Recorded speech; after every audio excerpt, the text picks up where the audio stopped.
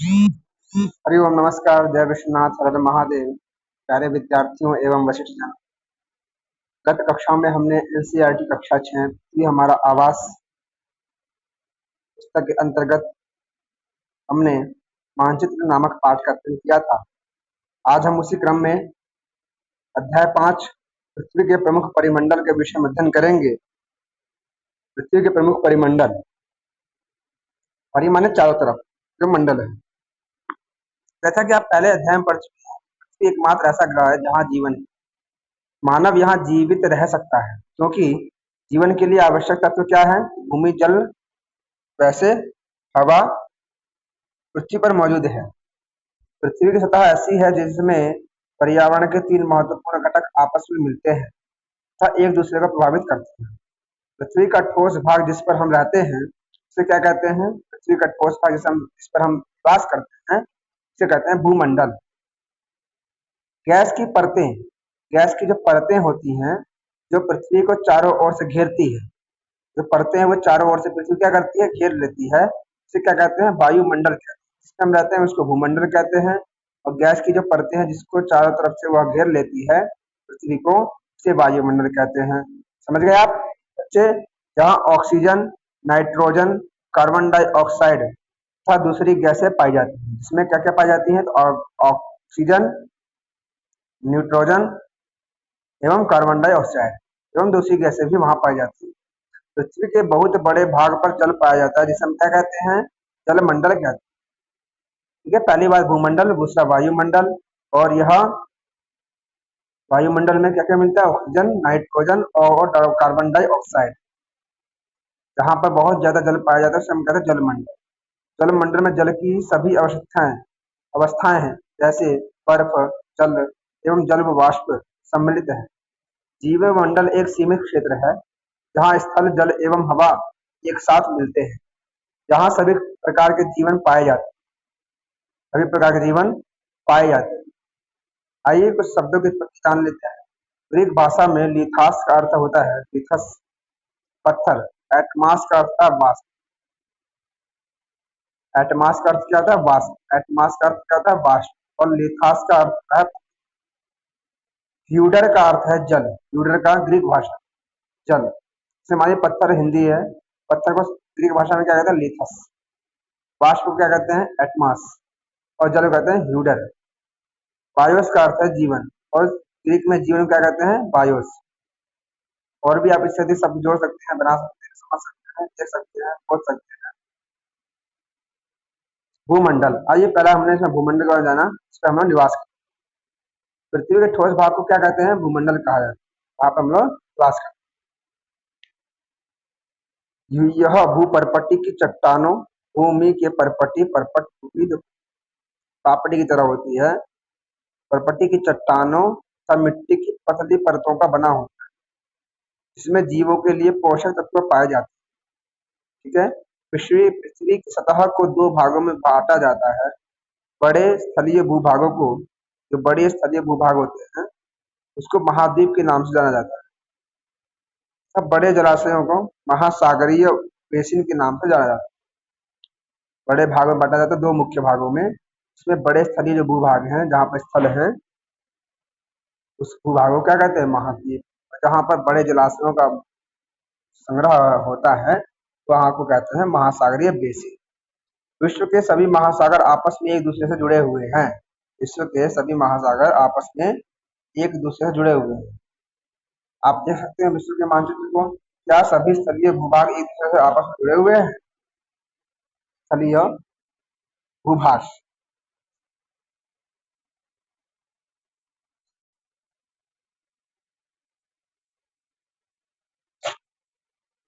समुद्री जल का तल सभी जगह समान होता है। तल की ऊंचाई को समुद्र तल से मापा जाता है, इसे शून्य माना जाता है। आइए देखते हैं, आप देख पा रहे होंगे आप, एशिया, ये सब क्या है? महाद्वीप। ठीक है, सब क्या है? महाद्वीपों के नाम। एशिया महाद्वीप, यूरोप महाद्वीप, अफ्रीका महाद्वीप, ऑस्ट्रेलिया महाद्वीप, दक्षिण अमेरिका महाद्वीप और उत्तर अमेरिका महाद्वीप। एकम द्वे त्रीणि चत्वारि पंच षट्। एशिया महाद्वीप में तिब्बत का पठार है, हिमालय पर्वत। ऑस्ट्रेलिया में ग्रेट सैंडी डेजर्ट है। दक्षिण अमेरिका में अमेजन नदी है, एंडीज पर्वत है। उत्तर अमेरिका में रॉकी पर्वत है। यूरोप में आप देख पा रहे होंगे अल्प्स है। और कुछ महासागरों के नाम दिए, हिंद महासागर, शांत महासागर, अटलांटिक महासागर, आर्कटिक महासागर और अंटार्कटिक महासागर। आए अंटार्कटिक।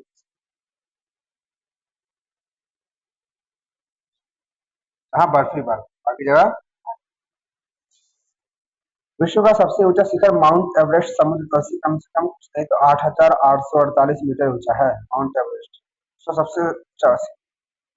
विश्व का सबसे गहरा भाग प्रशांत महासागर मैरियाना गर्त एरिया, जिसकी लंबाई, इसकी गहराई 11,022 मीटर। माउंट एवरेस्ट की लंबाई 8,840 है और शांत महासागर जो सबसे बड़ा महासागर है मैरियाना गर्त है, जिसकी गहराई है 11,022।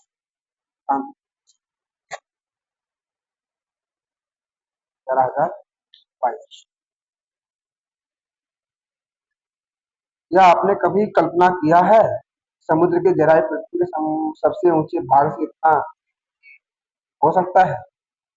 आइए, न्यूजीलैंड के एडमंड हिलेरी तथा भारत के तेंजिंग नोर्गे शेरपा 19 मई 1953 को पृथ्वी के सबसे ऊंचे शिखर माउंट एवरेस्ट पर चढ़ने वाले पहले न्यूजीलैंड के एडमंड हिलेरी। जापान की जुंको ताबेई विश्व की पहली महिला थी जिसने 16 मई 1973 को एवरेस्ट पर कदम रखा। जापान की 1975 को एवरेस्ट पर कदम रखा था। बचेंद्री पाल भारत की पहली महिला, बचेंद्री पाल, इसने 23 मई 1984 को एवरेस्ट पर कदम रखा। न्यूजीलैंड, जापान और भारत। आइए महाद्वीप के बारे में। पृथ्वी पर 7 प्रमुख महाद्वीप हैं जो विस्तृत जलराशि के द्वारा एक दूसरे से अलग है। ठीक है? ये महाद्वीप हैं एशिया, यूरोप, अफ्रीका, उत्तर अमेरिका, दक्षिण अमेरिका और ऑस्ट्रेलिया था, अंटार्कटिका। सिर्फ 5 में आपको हमने दिखाया। विश्व के मानचित्र को देखिए तथा ध्यान दीजिए कि स्थल का बहुत बड़ा भाग उत्तरी गोलार्ध में पाया जाता है। स्थल का बहुत बड़ा भाग उत्तरी गोलार्ध में पाया जाता है।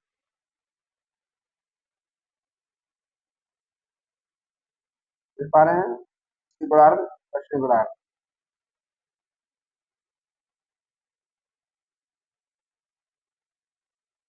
ये भाग ऊपर ज्यादा, नीचे कम है, तो पानी ज्यादा है।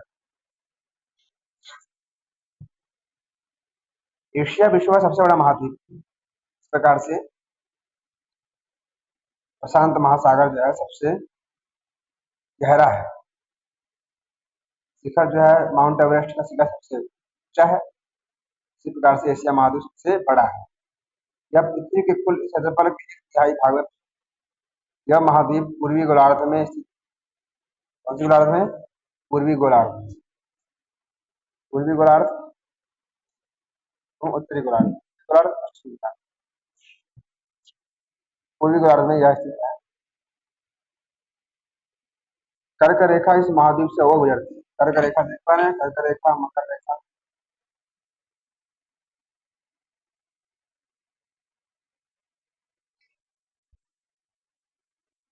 एवं एशिया के पश्चिम में यूराल पर्वत।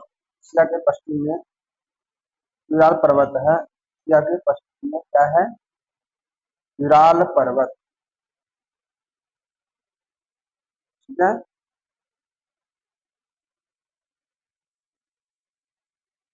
यूराल पर्वत है जो इसे यूरोप से अलग करता है। यूरोप एवं एशिया संयुक्त भूभाग को क्या कहते हैं? यूरेशिया। एशिया कहा जाता है। यूरोप एशिया से बहुत छोटा है। यह महाद्वीप एशिया के पश्चिम में स्थित है। अंटार्कटिक वृत्त इससे होकर गुजरता है। यह तीन तरफ से जल से घिरा है। विश्व के मानचित्र देखिए, आप इसी का पता लगा सकते हैं। Africa, Asia, Europe, Africa. Africa Asia के बाद का विश्व का सबसे दूसरा बड़ा महाद्वीप है। विषुवत वृत्त या जीरो अंश अक्षांश इस महाद्वीप के लगभग मध्य भाग से होकर गुजरता है। अफ्रीका का बहुत बड़ा भाग उत्तरी गोलार्ध में स्थित है। अफ्रीका का बहुत बड़ा भाग किसमें है? तो उत्तरी गोलार्ध में स्थित है। आप पाएंगे कि यहाँ यही एक ऐसा महाद्वीप है जिससे होकर कर्क, विषुवत, मकर रेखा तीनों गुजरती है। किससे? अफ्रीका से। आइए दिखाते हैं। कर्क, मकर रेखा एवं विषुवत। तो कर्क रेखा कौन सी है? कर्क रेखा ऊपर वाला है।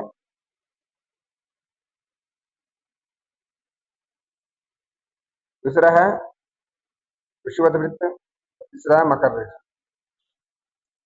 बीच में जो है वो कौन सा है वृत्त है? तो विषुवत वृत्त है। यूरोप आपने जहां देख पाया, आप देखेंगे यूरोप, ये देखिए यूरोप कर्क रेखा में से ये बता रहे हैं।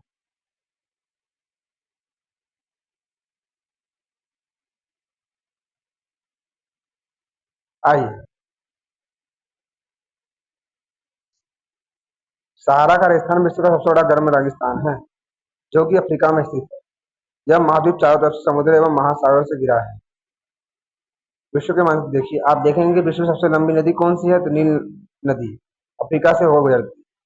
अफ्रीका का मानचित्र देखिए, बताइए कर्क रेखा, मकर रेखा, विश्व के इसके किन किन भागों से होकर गुजरती है? तो आप देख पाए इसमें कर्क रेखा, मकर रेखा, विश्व। नील नदी सबसे बड़ी नदी है। देख पा रहे हैं आप, ये नील नदी है और ज्यादा मात्रा में यहाँ होगा। आइए, उत्तर अमेरिका इसका दूसरा सबसे बड़ा महाद्वीप है। दक्षिण अमेरिका से एक संकरे स्थल से जुड़ा है। इसे पनामा जलस्थल संधि कहा जाता है। यह महाद्वीप पूरी तरह से उत्तरी एवं पश्चिमी गोलार्ध में स्थित है। यह महाद्वीप तीन महासागरों से घिरा है। क्या आप इन महासागरों का नाम बता सकते हैं? उत्तरी अमेरिका जो है तीन महासागरों से घिरा हुआ है। दक्षिण अमेरिका का अधिकांश भाग दक्षिण गोलार्ध में स्थित है। इसके पूर्व एवं पश्चिम में कौन से दो महासागर स्थित है? आप देख सकते हैं। विश्व की सबसे लंबी पर्वत श्रृंखला इंडीज इसके उत्तर से दक्षिण की ओर फैली है। दक्षिण अमेरिका में विश्व की सबसे बड़ी नदी अमेजन नदी कहलाती है। दक्षिण अमेरिका विश्व की सबसे लंबी नदी कौन सी है? तो अमेजन नदी है। अफ्रीका में सबसे लंबी नदी कौन सी है? तो नील नदी है। ठीक है। ऑस्ट्रेलिया का विश्व का ऑस्ट्रेलिया विश्व का सबसे छोटा महाद्वीप, जो कि पूरी तरह से दक्षिण गोलार्ध, ये चारों तरफ से महासागरों से तथा समुद्र से घिरा है। इसे द्वीपीय महाद्वीप कहा जाता है। ऑस्ट्रेलिया को द्वीपीय महाद्वीप कहा जाता है। अंटार्कटिका एक बहुत बड़ा महाद्वीप है, जो कि दक्षिण गोलार्ध में स्थित है। दक्षिण ध्रुव का महाद्वीप के मध्य में स्थित है। क्योंकि यह दक्षिण ध्रुव में एक क्षेत्र में स्थित है, इसलिए यह हमेशा मोटी बर्फ की परतों से ढका रहता है। यहाँ किसी भी प्रकार का स्थायी मानव निवास नहीं कर सकता। बहुत से देशों के शोध केंद्र यहाँ स्थित। भारत के भी शोध संस्थान भारत के भी शोध संस्थान यहाँ हैं। इनके नाम है मैत्री तथा भारती। भारत एवं श्रीलंका के बीच स्थित जल संधि का नाम बताएं। स्थल संधि। भारत एवं सिंधी से कहते हैं पानी का सबसे बड़ा भाग होता है, जो दो बड़ी जलराशि समुद्रों तथा महासागरों को एक दूसरे से जोड़ता है। ठीक है।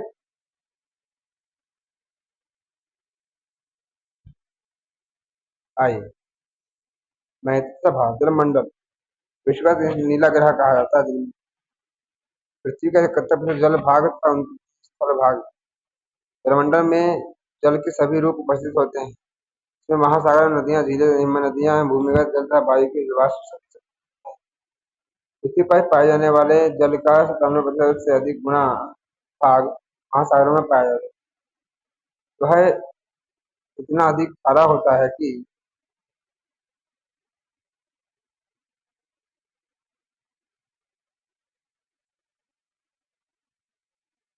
मानव के उपयोग में नहीं आता। शेष जल का भाग बहुत बड़ा बर्फ की परत एवं नदियों का भूमिगत जल के रूप में पाया जाता है। जल का बहुत कम भाग अलवण जल के रूप में पाया जाता है, जो मनुष्य के इस्तेमाल में आता है। यही कारण है कि नीले ग्रह में रहने वाले के बावजूद भी पानी की कभी कमी महसूस करते हैं। महासागर महासागर वायुमंडल के वायु मुख्य भाग हैं।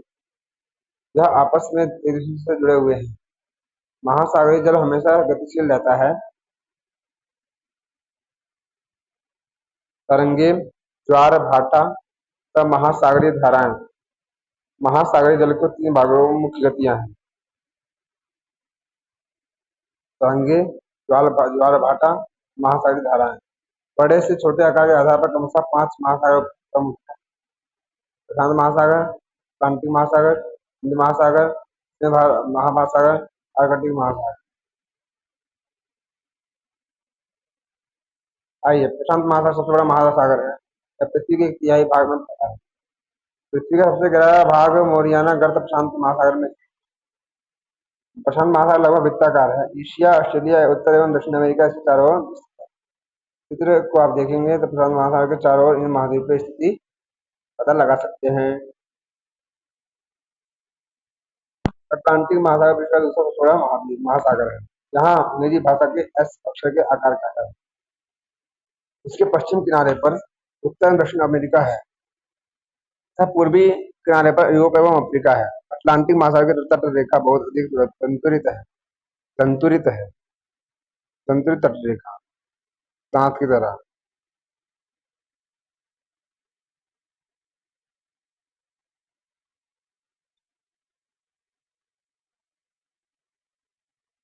यह अनियमित एवं संतुलित तट रेखा प्राकृतिक पोताश्रय एवं पत्तनों के लिए आदर्श स्थिति है।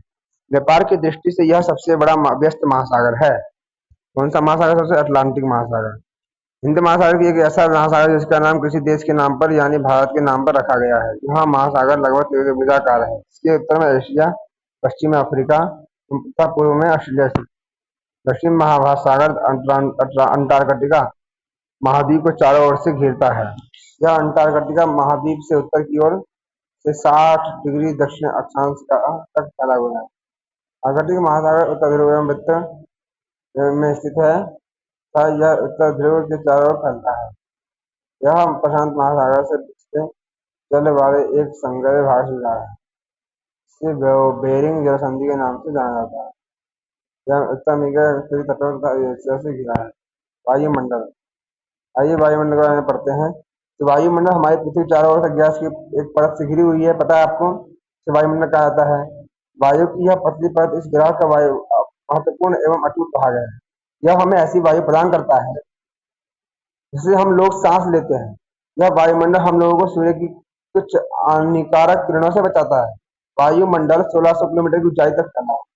वायुमंडल को उसके घटकों, तापमान तथा अन्य के साथ आधार पर 5 परतों से बांटा जाता है। इन परतों की पृथ्वी की सतह से शुरू करते हुए सौरमंडल, समतापमंडल, मध्यमंडल, आयनमंडल और बहिर्मंडल। सौर, समता, मध्य, आयन, बहिर्मंडल। सौरमंडल, समतामंडल, मध्यमंडल, आयनमंडल एवं बहिर्मंडल। वायुमंडल मुख्यतः ऑक्सीजन तथा नाइट्रोजन से बना है, जो कि साफ तथा शुष्क हवा का प्रतिरोध करता है। 32 भाग है। आयतन के अनुसार नाइट्रोजन 78%, ऑक्सीजन 21%, हाँ।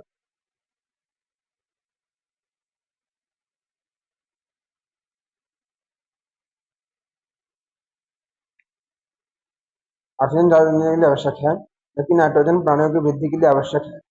कार्बन डाइऑक्साइड यद्यपि बहुत कम मात्रा में है, लेकिन यह पृथ्वी द्वारा छोड़ी गई ऊष्मा को अवशोषित करती है, जिससे पृथ्वी गर्म रहती है। यह पौधों की वृद्धि के लिए भी आवश्यक है। पर्वतारोही। ऊंचाई के साथ वायुमंडल के घनत्व में भिन्नता आती है। यह घनत्व समुद्री तट पर सबसे अधिक होता है तथा जैसे जैसे हम ऊपर की ओर बढ़ते हैं, यह तेजी के साथ घटता जाता है।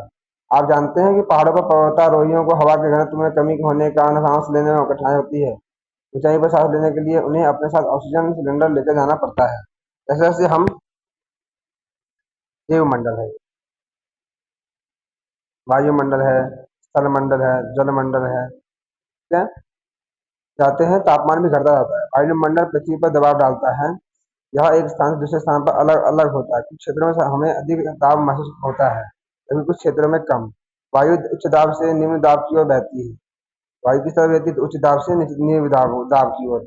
गतिशील वायु को पवन कहा जाता है। जीवमंडल स्थल जल तथा हवा के बीच का एक सीमित भाग है। यह वह भाग है जहाँ जीवन मौजूद है। यहाँ जीवों की बहुत सी प्रजातियां हैं, जो कि सूक्ष्म जीवों तथा बैक्टीरिया से लेकर बड़े स्तनधारियों के आकार में पाई जाती हैं। मनुष्य सहित सभी प्राणी जीवित रहने के लिए एक दूसरे से तथा जीवमंडल से जुड़े हुए होते हैं। जीवमंडल के प्राणियों को मुख्यतः दो भागों में जंतु जगत एवं पादप जगत में विभक्त किया जा सकता है। पृथ्वी के तीनों परिमंडल आपस में पारस्परिक क्रिया करते तथा एक दूसरे को किसी न किसी रूप में प्रभावित करते हैं। उदाहरण के लिए लकड़ी तथा खेती के लिए वनों को काटा जाए तो इससे ढलुआ भाग पर मिट्टी के कटाव तेजी से होने लगती है। इसी प्रकार प्राकृतिक आपदाएं जैसे भूकंप से पृथ्वी की सतह में परिवर्तन हो जाना। हाल ही में सुनामी के कारण अंडमान एवं निकोबार द्वीप समूहों को कुछ भाग अपने पानी में डुबो लिया गया। झीलों तथा नदियों एवं दूषित पदार्थों का प्रभावित होने से उनका जल मानव के इस्तेमाल के लिए लायक नहीं रहा। यह जल दूसरे जीवों को भी नुकसान पहुंचाता है। उद्योगों, तापीय विद्युत संयंत्रों तथा गाड़ियों का उत्सर्जी पदार्थ वायु को प्रदूषित करता है। उत्सर्जित पदार्थ जो है, गाड़ियों का जो प्रदूषण निकलता है, गाड़ियों का जो है वह गैस निकलता है, धुआं निकलता है, वह क्या प्रदूषित करता है। कार्बन डाइऑक्साइड वायु का एक महत्वपूर्ण घटक है, लेकिन कार्बन डाइऑक्साइड की मात्रा में के वृद्धि के कारण पृथ्वी के तापमान में वृद्धि हो रही है। इसे भूमंडलीय तापन कहा जाता है। इसलिए भूमंडल, वायुमंडल तथा जलमंडल के बीच के प्राकृतिक संतुलन को बनाए रखने के लिए सतत नियमित उपयोग की आवश्यकता होती है। ये विद्यार्थियों, आशा करते हैं आपको बात समझ में आया होगा। फिर मिलते हैं आपको अपने अगले कक्षा के साथ। तब तक जय विश्वनाथ, हर हर महादेव। सभी स्वस्थ रहिए, अध्ययन करते रहिए। जय।